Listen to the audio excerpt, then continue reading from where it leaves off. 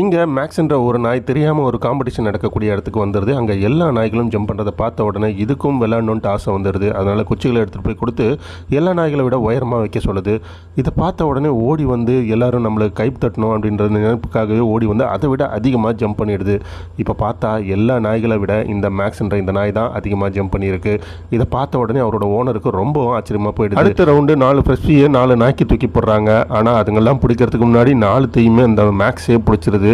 இதனால் அந்த மற்ற நாய்கள்லாம் பார்த்தீங்கன்னா ரொம்பவும் ஷாக் ஆகி பார்க்குது, என்னடா இந்த நாய் எப்படி பண்ணுது அப்படின்ட்டு. அடுத்ததாக பார்த்தீங்கன்னா 4 பைப் வழியாக 4 நாய்களும் போய் டார்கெட்டில் இருக்கக்கூடிய பேக்கை எந்த நாய் ஃபஸ்ட் எடுக்குதோ அந்த நாய் தான் வின் பண்ணுது அப்படின்ற ஒரு கணக்கு. இப்போ பார்த்தீங்கன்னா எல்லா நாய்களும் பார்த்துட்டு அந்த பேக்கை எடுக்கிறதுக்காக போகுது. ஆனால் மேக்ஸ் மட்டும் யோசிச்சுக்கிட்டே இருக்குது, எந்த வழியாக போனால் ஈஸியாக பேக்கை எடுக்கலாம் அப்படின்ட்டு யோசிச்சுட்டு மூவ் பண்ண ஆரம்பிக்குது.